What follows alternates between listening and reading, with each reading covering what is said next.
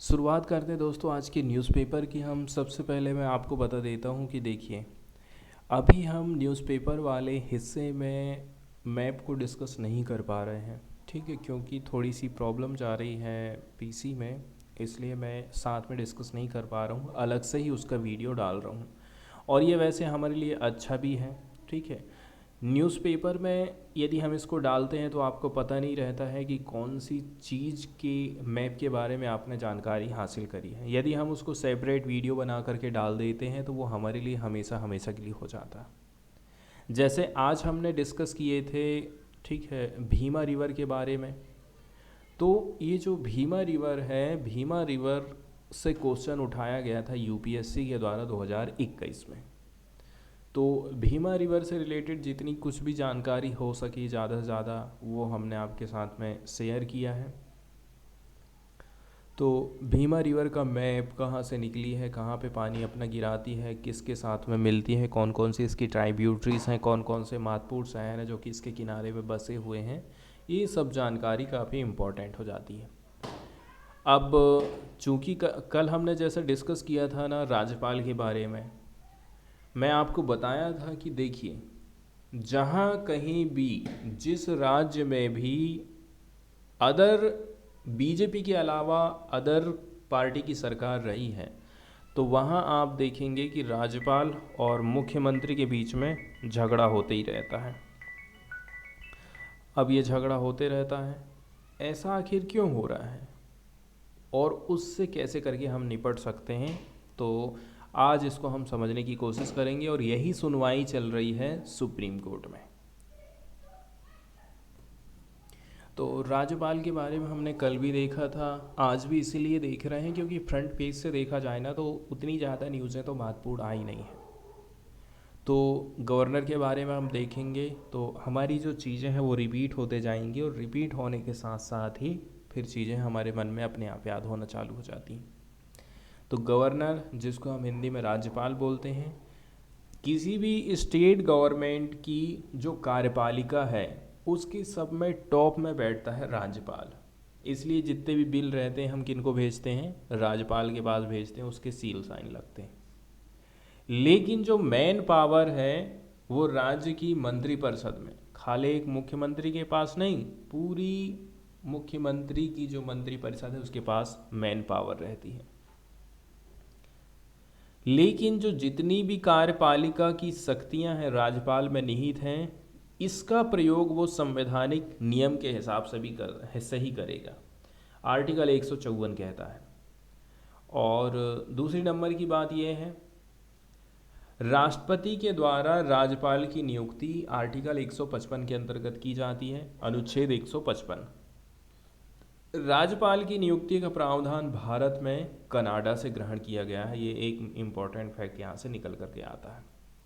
अब राज्यपाल की नियुक्ति को लेकर के एक आयोग बनाया गया था, सरकारी आयोग 1983। इसने कुछ सिफारिशें दिया था, जैसे राज्यपाल किसको बनाएंगे, पहले मुख्यमंत्री से परामर्श करिए। चुनाव में हारे हुए व्यक्तियों की राज्यपाल के रूप में नियुक्ति नहीं की जाना चाहिए। पता चला आप हार गए हैं, इसके बाद भी आपको इनाम मिल गया कि आप राज्यपाल बन गए। राज्यपाल की नियुक्ति उस राज्य में मत करिए जहाँ का वो मूल निवासी है, ठीक है। जैसे आप जिस राज्य के हैं और आपको यदि उसी राज्य का राज्यपाल बना दिया जाए, ऐसा नहीं करना है। नॉर्मली 5 साल तक ये काम करता है, लेकिन वास्तव में राज्यपाल का पद राष्ट्रपति के प्रहार पर्यंत तक रहता है। आर्टिकल 156 में उसके कार्यकाल का वर्णन किया गया है कि कितने साल तक वो काम करेगा। एक बात और यह है कि राज्यपाल को हटाएंगे कैसे, संविधान में कोई क्लियर इसके लिए प्रावधान नहीं है, फिर भी राज्यपाल का पद एक स्वतंत्र संवैधानिक पद है। 2007 में गठित केंद्र राज्य संबंधों को लेकर के मदन मोहन पुंछी आयोग ने राज्यपाल को उसके पद से हटाने को लेकर के महाभियोग होना चाहिए, ऐसा उन्होंने कहा था। आर्टिकल 157 में क्या दिया है कि वो भारत का नागरिक हो, 35 साल की आयु उसकी हो गई हो, तब जा कर के ही वो राज्यपाल बनेगा। इसके अलावा आर्टिकल 158 में राज्यपाल के लिए कुछ शर्तें बताई गई हैं, जैसे संसद, लोकसभा या फिर राज्यसभा का जो सदस्य है या फिर विधानसभा का सदस्य, राज्यपाल उसको हम नहीं बनाते हैं। यदि वो बन गया ना तो पद ग्रहण की तारीख से उसका पुराना पद खत्म हो जाता है। राज्यपाल के कार्यकाल के दौरान उसके वेतन भत्तों में आप कोई कटौती नहीं कर सकते। राज्यपाल का वेतन राज्य की संचित निधि पर भारित होता, मतलब यहाँ से उसको मिलता है। अब हम बात कर लेते हैं पद और गोपनीयता की शपथ। जैसे आप छत्तीसगढ़ में रह रहे हैं तो छत्तीसगढ़ का जो हाई कोर्ट है वहाँ जो उच्च न्यायालय है उसके जो मुख्य न्यायाधीश हैं उसकी उपस्थिति में या उसकी अनुपस्थिति में वरिष्ठतम न्यायाधीश जो सबसे ज़्यादा उम्र दराज हो, आर्टिकल 159 ऐसा कहता है, तो वो इनको शपथ दिलाता है।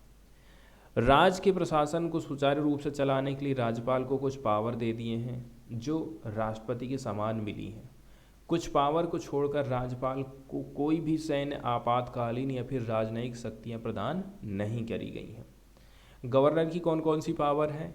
एग्जीक्यूटिव, लेजिस्लेटिव, फाइनेंशियल, जुडिशियल और डिस्क्रेशन, मतलब स्वाविवेक की शक्ति। एग्जीक्यूटिव पावर की यदि हम बात करें तो राज्य की पूरी कार्यपालिका की पावर राज्यपाल में निहित है, आर्टिकल 154 कहता है। राज्यपाल क्या काम करता है? विधानसभा में बहुमत दल के नेता को मुख्यमंत्री नियुक्त करता है, फिर मुख्यमंत्री जिन जिन का नाम लेगा उनको वो मंत्री बनाता है, उन्हें शपथ ग्रहण करवाता है। राजस्थान राज्य लोक सेवा आयोग, राज्य वित्त आयोग, राज्य निर्वाचन आयोग के सदस्यों और राज्य के लोक सेवकों की नियुक्ति करता है। ठीक है, तो राज्य लोक सेवा आयोग, राज्य वित्त आयोग, राज्य निर्वाचन आयोग के सदस्यों और राज्य के लोक सेवकों की नियुक्ति कौन करता है? राज्यपाल करता है। अब आपके स्टेट में जितने भी काम हो रहे हैं वो राज्यपाल के नाम से ही हो रहे हैं। आर्टिकल 166 कहता है मुख्यमंत्री राज्य की शासन व्यवस्था से समय समय पर राज्यपाल को अवगत कराते रहता, बताते रहता। आर्टिकल 164 ऐसा कहता है। संवैधानिक संकट यदि आ जाता है तो इस स्थिति में राष्ट्रपति को अपना कागज भेजता है राज्यपाल। इसी के आधार पर आर्टिकल 356 के अंतर्गत राज्य में राष्ट्रपति शासन लगाया जा सकता है। ठीक है, उसको लग रहा है कि स्टेट में अब काम चलने वाला नहीं है, ठीक है, सरकार कंट्रोल में नहीं है, तो इसके लिए वो क्या काम करता है? राष्ट्रपति शासन लगाने के लिए राष्ट्रपति को खत लिखता है।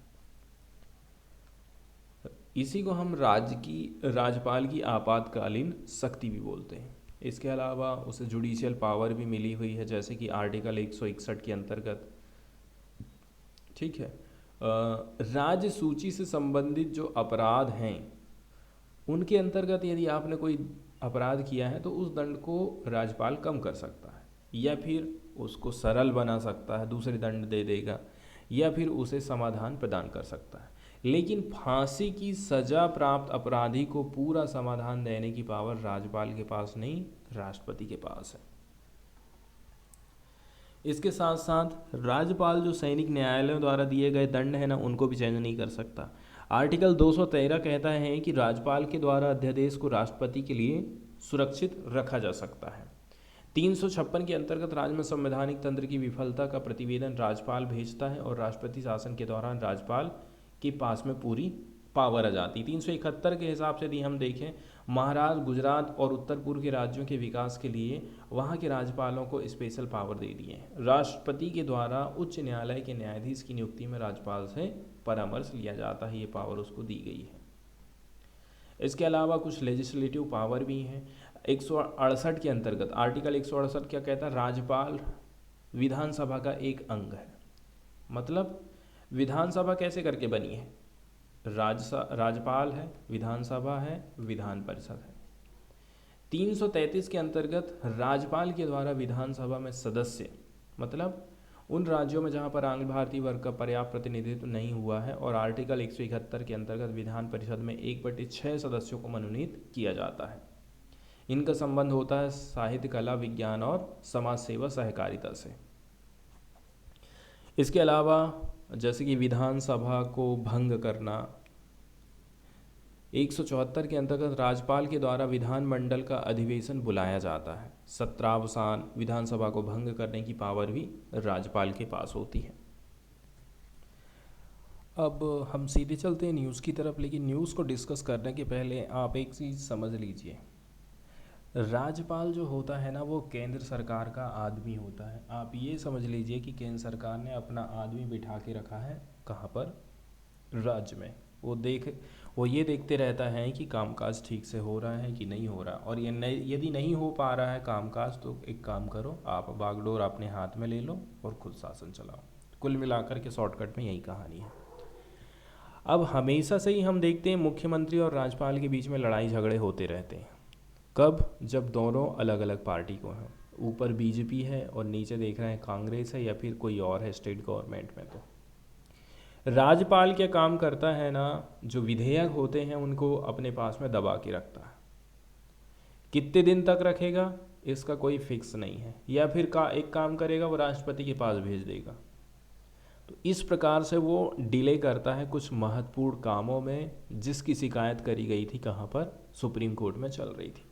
दूसरा काम क्या करता है ना, वो शपथ दिलाने, सरकार बनाने को लेकर के, ठीक है। जैसे कि 3 पार्टी हैं, 3 में से किसी को भी बुला लेगा।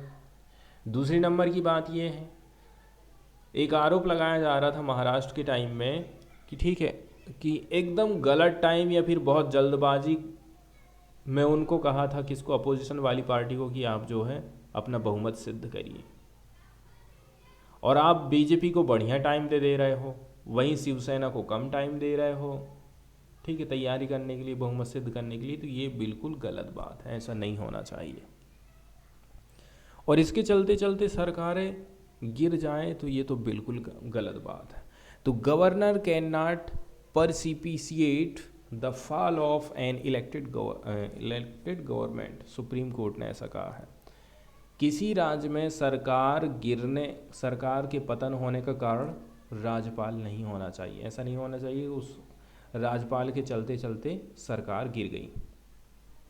तो सुप्रीम कोर्ट ने वेडनेसडे के दिन ये कहा है कि गवर्नर्स सीरियसली अंडरमाइन कर रहे हैं डेमोक्रेसी को, यदि वे यूज़ करते हैं उनके कॉन्स्टिट्यूशनल ऑफिस को to call for a trust vote. यदि आप अपने कॉन्स्टिट्यूशनल ऑफिस को एक ट्रस्ट वोट की तरह यूज़ कर रहे हैं तो ये बिल्कुल गलत बात है। Sitting dissension within a ruling political party, the precipitate the fall of legitimately established and functioning government। तो जो फंक्शन कर रही गवर्नमेंट है उसको आप कुल मिलाकर के गिराने की कोशिश आपको बिल्कुल नहीं करना है। तो आप इस फैक्ट से हमेशा अवेयर रहिए, इस बात को आप कान खोल कर सुन लीजिए, ठीक है। ये बात आपको अच्छी तरह से पता होना चाहिए, ये फैक्ट आपको अच्छी तरह से पता होना चाहिए। कौन सा फैक्ट है इसको आप समझिए। सुप्रीम कोर्ट ने कहा है कि एक राज्यपाल को इस तथ्य के बारे में पता होना चाहिए कि विश्वास मत बहुमत के लिए उसका आह्वान सरकार के लिए बहुमत के नुकसान का कारण बन सकता है। विश्वास मत के लिए बुलाने से ही सरकार गिर सकती है। राज्यपालों को किसी विशेष परिणाम को प्रभावित करने के लिए अपने कार्यालय को उपयोग नहीं करना चाहिए कि आप अब आए हो तो बस सरकार गिराओ और केंद्र में जो सरकार बैठी है उसकी सरकार यहाँ पर भी बनाओ। ये चीज़ नहीं होना चाहिए। तो एक जो बेंच थी was referring to then Maharashtra Governor Bhagat Singh Koshyari's call for a trust vote in the assembly, which eventually lead to the fall of Uddhav Thackeray government and appointment of Eknath Shinde as a chief minister in June 2022। तो जाहिर सी बात है, मैं महाराष्ट्र की बात कर रहा था, महाराष्ट्र का एग्जाम्पल यहाँ पर भी दिया गया। किसी को तो आप बढ़िया टाइम दे रहे हो और किसी को एकदम थोड़ा सा टाइम दे रहे हो, ठीक है। तो ये बिल्कुल गलत बात है। अगली जो न्यूज़ हम देखने वाले हैं वो हमारी इकोनॉमी से रिलेटेड है, ठीक है। तो इकोनॉमी से रिलेटेड यहाँ पर कुछ टर्म हमको देखने को मिलेंगी, जैसे कि ट्रेड डेफिसिट क्या है। तो ट्रेड डेफिसिट को यहाँ पर हम समझने की कोशिश करते हैं। न्यूज़ में बताया जा रहा है कि हमारा जो एक्सपोर्ट है उसमें गिरावट आई है, भारत निर्यात कम कर रहा है, और जो ट्रेड डेफिसिट की हम बात करें, ठीक है, उसमें भी गिरावट आई है, लेकिन ये 7% से ऊपर रहा है। Outbound shipment value dropped for as many as of 16 of India's top 30 export items in February. This is third time in 5 months that merchandise export have been contracted. Gold import search, सोना हम ज़्यादा मंगवा रहे हैं, export merchandise जो export है वो हम कम कर दिए हैं। ये ग्राफ हमको बताता है इंडिया का जो ट्रेड डेफिसिट है वो कितना हो गया है, 7.04% हो गया है। मतलब कितना, 17.43 बिलियन डॉलर फरवरी 2023 यदि हम कंपेयर करें सेम मंथ 2022 से, तो 7% की कमी आई है। और अभी कितने ट्रेड डेफिसिट चल रहा है हमारा, 17.43 बिलियन का। एक्सपोर्ट में हमें जो है कमी देखने को मिली है, कितनी की, 8.8% की। वहीं जो इंपोर्ट है उसमें भी गिरावट हमको देखने को मिली है 8.2% की। तो यहाँ पर जो ग्राफ आप देख रहे हैं इसमें देखिए ब्लू कलर से जो डेटा प्रस्तुत किया गया है वो फरवरी 2022 का है और रेड कलर बता रहा है फरवरी 2023 का। मतलब पिछले साल और इस साल में फरवरी के महीने की यहाँ पर तुलना करी जाती है। 2022 में हमने एक्सपोर्ट ज़्यादा करे थे, 37 बिलियन डॉलर, और 2023 में 33 बिलियन डॉलर। 2022 में हमने इंपोर्ट भी ज़्यादा करे थे, 55 बिलियन डॉलर की, और इस साल हमने 51 बिलियन डॉलर का इंपोर्ट किया है। ट्रेड डेफिसिट 2022 में ज़्यादा था, ट्रेड डेफिसिट इस साल कम रहा है, जैसे कि 18.75 बिलियन डॉलर था, आज के टाइम में ये घट कर के कहना चाहिए इस 2023 के फरवरी के महीने में 17.43 बिलियन डॉलर हो गया है।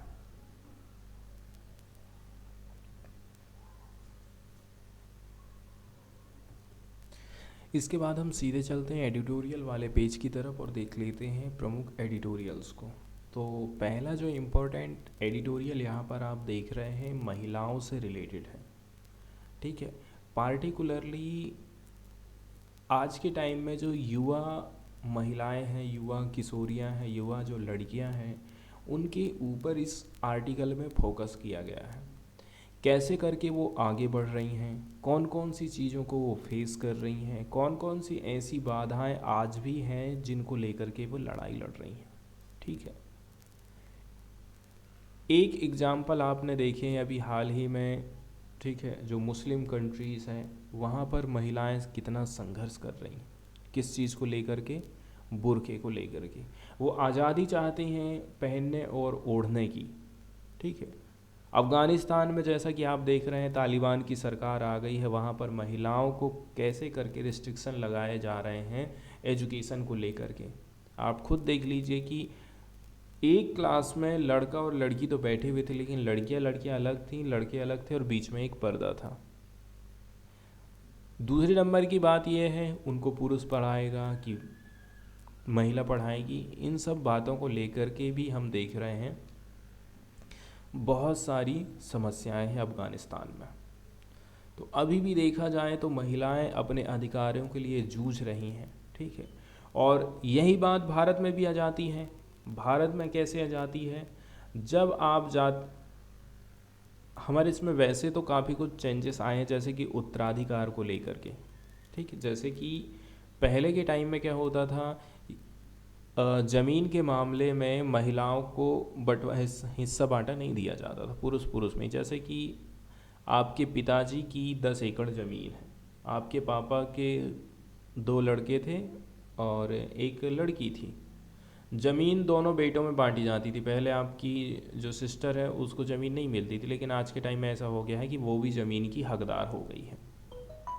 इस प्रकार से, ठीक है, विरासत को लेकर के कुछ अधिकारों में सुधार हुआ है। वहीं हम देखते हैं साउथ वाले एक टेम्पल के बारे में आपने सुना होगा, ठीक है, वहाँ पर महिलाओं को एंट्री नहीं दी जाती थी।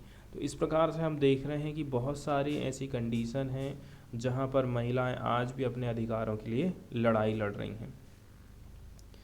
तो ये आर्टिकल उसी के ऊपर फोकस करता है। जैसे कि पूरे विश्व भर में यदि हम देखें तो लगभग 900 मिलियन किशोर लड़कियां अभी हैं, ठीक है, और पूरा जो विश्व है एक प्रकार से कहना चाहिए परिवर्तन करने वाली ये लड़कियों का एक घर है। आने वाले टाइम में हम देख रहे हैं कि भविष्य का शेप कैसा होगा ये इन्हीं के ऊपर निर्भर है। इसलिए हम कहते हैं ना कि सबसे पहले हमें महिला को स्वस्थ बनाना होगा। जब तक महिला स्वस्थ नहीं होगी वो स्वस्थ बच्चे को जन्म नहीं दे सकती है। ठीक है, तो हमारी आने वाली जो पीढ़ी है वो भी स्वस्थ कब रहेगी, जब हम महिलाओं के ऊपर ध्यान देंगे। तो युवा महिलाओं के इस समूह को 21वीं सदी के कौशलों से पोषित करने के लिए सही संसाधन देना है, सही मौका हमको देना है, तब जाकर के वे इतिहास में जो महिला नेता थी, बदलाव लाने वाले लोग, उद्यमी और नव प्रवर्तक का सबसे बड़ा हिस्सा बन पाएंगे।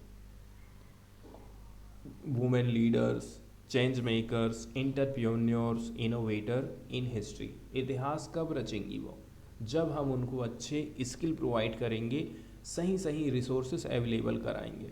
ठीक है, तो ये इन बातों पर हमको ध्यान देने की ज़रूरत है। इसके साथ साथ में सामाजिक आर्थिक कौन कौन सी प्रॉब्लम को वो फेस कर रही हैं।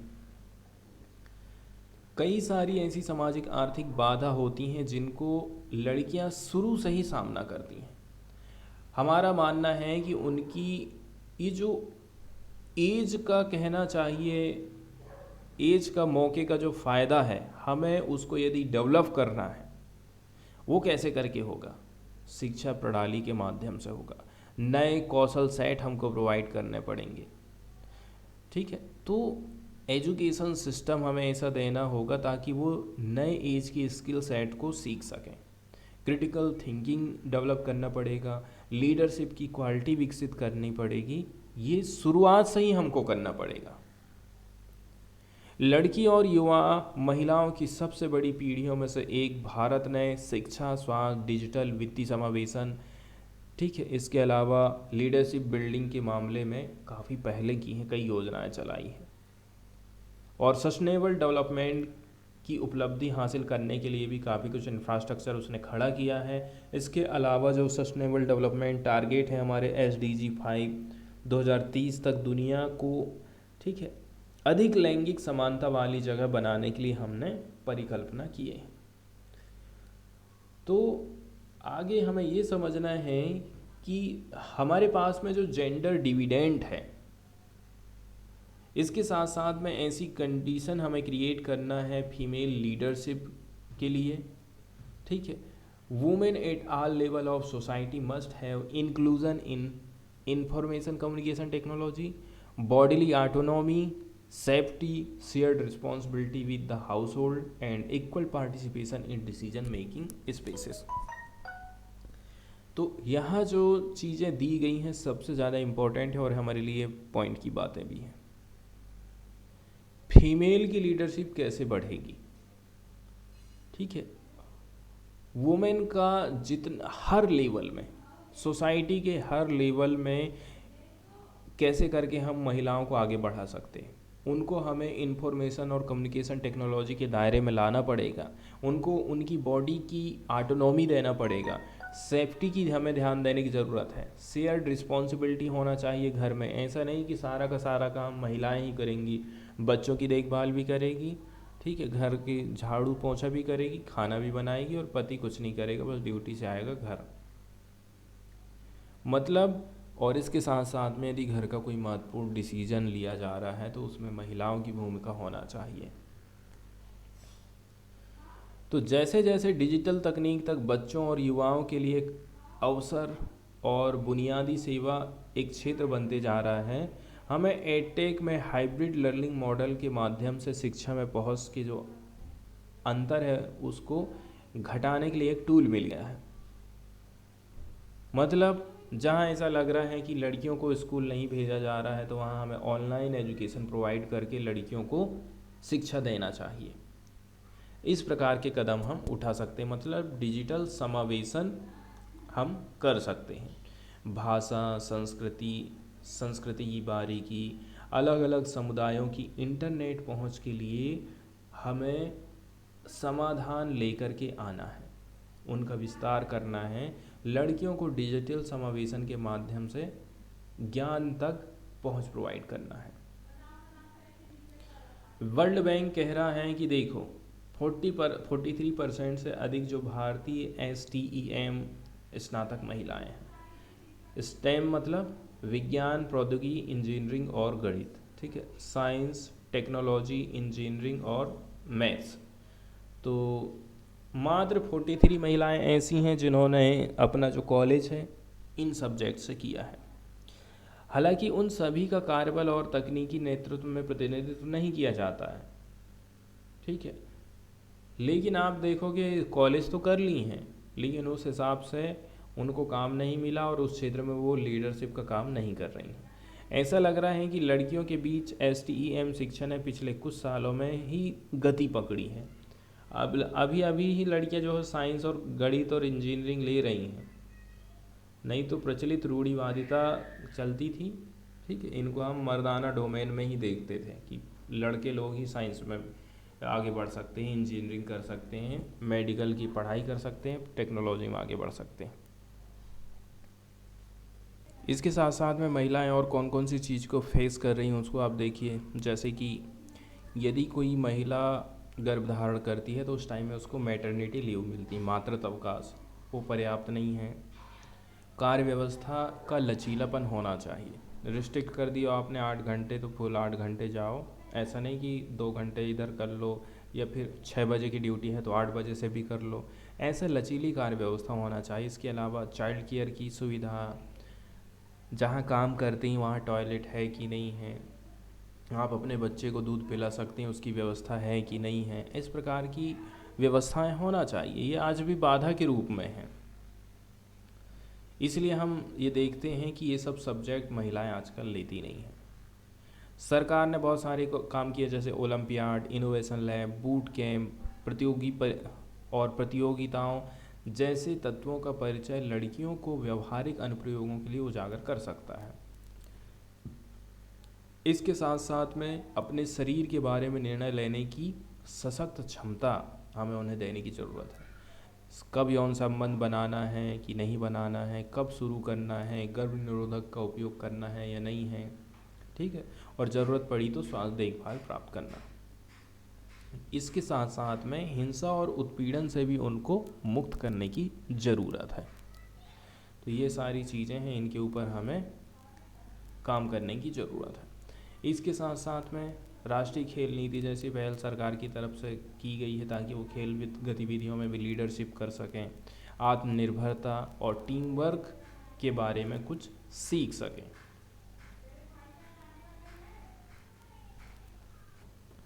इसके बाद वाला जो एडिटोरियल हम देखने वाले हैं वो भारत और चाइना के रिलेशन को बताता है, ठीक है, दोनों देश के बीच में ट्रेड किस प्रकार से हो रहा है यदि हम वर्ल्ड के परिप्रेक्ष्य से देखते हैं तो काफ़ी अच्छा आर्टिकल है ये, इसको हम समझने की कोशिश करते हैं। साल 2023 SCO और G20 की अध्यक्षता के लिए भारत जाना जाएगा। मतलब भारत की कूटनीति में एक महत्वपूर्ण कदम रहा है SCO की बैठक करना, अध्यक्षता करना, G20 की अध्यक्षता करना, ठीक। अब ये साल चाइना के ऊपर भी फोकस कर रहा है। इसने भी 2 चीज़ का आयोजन किया है, पीपुल्स रिपब्लिक ऑफ चाइना की नेशनल पीपुल्स कांग्रेस के वार्षिक सत्र और चीनी पीपुल्स पॉलिटिकल कंसल्टेटिव कॉन्फ्रेंस की राष्ट्रीय समिति। तो यहाँ पर भी हम देख रहे हैं कि 2 टाइप की बैठकें हुई हैं चाइना में। इसके साथ साथ में यहाँ पर हम चाइना से रिलेटेड कुछ महत्वपूर्ण जानकारी देख रहे हैं, इसको देख लेते हैं, ठीक है, कि चाइना किस प्रकार से ग्रोथ कर रहा है, किस चीज़ में चाइना फोकस कर रहा है। तो सब तरफ से देखा जाए ना तो चीन अपने आप को आधुनिक बनाते जा रहा है। आधुनिकीकरण का मतलब है उच्च गुणवत्ता वाले डेवलपमेंट करना। चीन की ये प्रथा ही रही है, रीति रही है। मतलब हमारे पास जो इतनी बड़ी पब्लिक है, जनसंख्या है, उसका आधुनिकीकरण, उनको आधुनिक सुविधाएं प्रोवाइड करना, सबकी समान वृद्धि होना चाहिए, भौतिक, सांस्कृतिक, नैतिक उन्नति होना चाहिए, मानवता और प्रकृति के बीच में हमें सामंजस्य बैठा के चलना है और विकास शांतिपूर्वक होना चाहिए। इससे क्या होगा, हमारे भारत के जो चाइना के जो पड़ोसी देश हैं उनको नए नए मौके मिलेंगे। हम देख रहे हैं कि भारत और चीन दोनों ही प्राचीन सभ्यताएं हैं, 2.8 बिलियन की आबादी बनाते हैं। भारत और चीन विकासशील देशों और उभरती हुई इकोनॉमी के लीडर माने जाते हैं। भारत और चीन दोनों ही राष्ट्रीय देश को चेंज करने में लगे हुए हैं और आधुनिकीकरण की एक महत्वपूर्ण अवधि चल रही है। इस दौरान से वो गुजर रहे हैं और इसमें जो जो चुनौतियां आ रही हैं उनको दूर करने की ज़रूरत है, समस्याओं को हमें हल करना है। ठीक है, मतभेदों की तुलना में मतभेद कम हैं, लेकिन कहना चाहिए साझा जो हित है वो कहीं ज़्यादा है। चाइना के कौन कौन से क्षेत्र ऐसे हैं जिसके ऊपर वो फोकस कर रहा है? तो चाइना ने विकास को 4 चीज़ों में ज़्यादा फोकस किया है। पहला है, ठीक है, स्टेबल डेवलपमेंट, स्थिर विकास। 2022 में 12.06 मिलियन शहरी नौकरी के साथ चीन की अर्थव्यवस्था में 3% की वृद्धि हुई थी। चीन की जीडीपी बढ़ करके 121 ट्रिलियन युआन मतलब 18 ट्रिलियन डॉलर हो गई है। पिछले 5 सालों में 5.2 की वार्षिक वृद्धि दर हमने दर करी। पिछले 10 साल में 6.2 की वार्षिक वृद्धि दर दर्ज की गई है और जीडीपी में लगभग 70 ट्रिलियन युआन की बढ़ोतरी हुई है। और इस प्रकार से चीन धीरे धीरे क्या है, लगातार मजबूत होते जा रहा है इकोनॉमी के मामले में। दूसरा है लोगों की भलाई करना। तो इसके लिए चाइना ने क्या काम करा है, लगभग 100 मिलियन गांव के लोगों को गरीबी से मुक्त करने का एक ऐतिहासिक, ठीक है, कदम उठाया है।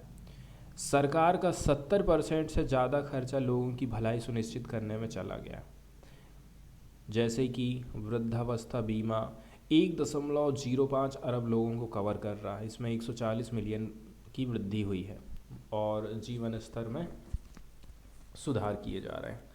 तीसरा है ओपननेस। 2022 में चीन के माल के व्यापार की कुल मात्रा 8.6 की वार्षिक वृद्धि दर्ज करते हुए 40 ट्रिलियन युआन से अधिक हो गई है। ठीक है, यदि हम यहाँ के ट्रेड की बात कर लें, कितना ट्रेड हुआ है, उससे रिलेटेड यहाँ पर महत्वपूर्ण डेटा प्रस्तुत किया गया है।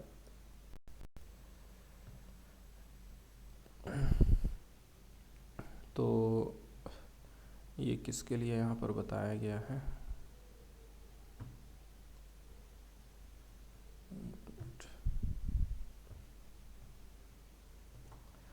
तो चाइना का जो टोटल ट्रेड का वॉल्यूम है, कितना ज़्यादा आप ट्रेड कर पाए हैं वस्तुओं का, वो 40 ट्रिलियन युआन को भी क्रॉस कर गया है और उसने सालाना जो ग्रोथ रेट है 8.6 की हासिल किया है। चाइना का जो actual use of foreign capital है वो बढ़ा है 8% के हिसाब से and the country remain one of the top destination for foreign investor. Foreign investor के लिए टॉप डेस्टिनेशन मानी जाती है China. Overall tariff level continue to fall. ठीक है, टैरिफ में गिरावट करी गई है ताकि ज़्यादा से ज़्यादा हमारे यहाँ पर इन्वेस्टमेंट हम कर सकें, ऐसा चाइना कहता है। 9.8% से 7.5% उसने कर दिया है। चाइना का जो दरवाजे हैं to the outside world are opening even wider, और भी ज़्यादा दरवाज़ा खोल दिया है। चौथे नंबर की बात है विन विन कोऑपरेशन को लेकर के। तो 2013 से लेकर के 2021 चाइना का जो कंट्रीब्यूशन रहा है ग्लोबल इकोनॉमिक ग्रोथ में वो एवरेज रहा है 38.6% का। मतलब जो G7 कंट्रीज़ 25.7 का योगदान दे रहे हैं, चाइना ने अकेले 38% का योगदान दिया है। Ever since the Chinese president Xi Jinping propose the global development initiative, China ने क्या लाया है, ग्लोबल डेवलपमेंट इनिशिएटिव। ये भाषण दिया था यूनाइटेड नेशंस जनरल असेंबली 2021 में। ठीक है, और मोर देन 100 कंट्री ने एक्सप्रेस किया था उनके सपोर्ट को, और 60 से भी कंट्री ज़्यादा ऐसी थी जिन्होंने ज्वाइन किया था groups of friends of the GDI को, GDI ग्रुप को उन्होंने ज्वाइन किया था। इसके बाद ट्रेड से रिलेटेड यदि हम बात करें तो चाइना और इंडिया दोनों ही इम्पॉर्टेंट ट्रेडिंग पार्टनर हैं। वहीं यदि हम बायलैटरल ट्रेड की आकार को देखें तो वो 135.9 बिलियन डॉलर पहुंच गया 2022 में। हालांकि यहाँ पर ट्रेड डेफिसिट है। इंडिया का जो इंपोर्ट ऑफ इक्विपमेंट है एंड मटेरियल्स है from China does reduce the overall cost of made in India product, benefits Indian downstream industries and consumer, enhance the competitiveness of the Indian export, and in turn facilitate India's integration into global industrial and supply chain। तो व्यापार में क्या हो रहा है कि देखिए, चीनी उद्यमों द्वारा निवेश ने भारतीय लोगों के लिए बड़ी संख्या में रोजगार सृजित किए, भारत के आर्थिक विकास में योगदान दिया, और ये भी आशा करता है चाइना कि भारतीय पक्ष चीनी कंपनियों के लिए भारत में उनके निवेश और संचालन के लिए उचित, न्यायसंगत और गैर भेदभावपूर्ण कारोबार का माहौल प्रदान करता है। तो कुल मिलाकर के देखिए, ट्रेड डेफिसिट की बात करी जा रही है। इंडिया का जो इंपोर्ट है, इंडिया जो हमसे इक्विपमेंट खरीदता है, मटेरियल खरीदता है, ठीक है, ये क्या है ना, does reduce the overall cost of made in India product. अब इंडिया चाहता है कि चाइना जो चीज़ें हैं वो भारत में बनाए, इससे जो चीज़ की कॉस्ट है ना वो कम हो जाती है, ठीक है, लाने ले जाने का भाड़ा, लेबर, दुनिया भर का जो एक्स्ट्रा पैसा लग रहा है वो कम हो जाता है, और इस प्रकार से इंडिया अपने यहाँ पर खुद बना करके दूसरी जगह में बेचता है, मतलब सप्लाई चेन का एक हिस्सा बन गया है। चाइना का मार्केट इंडिया के लिए ओपन है, and the Chinese side is happy to see more high quality Indian goods, cultural and other product entering the Chinese market. वहीं चाइनीज़ इंटरप्राइजेस के द्वारा जो इन्वेस्टमेंट हो रहा है उसने क्रिएट किया है एक large number of job for Indian people, contribute किया है इंडिया की इकोनॉमिक डेवलपमेंट में।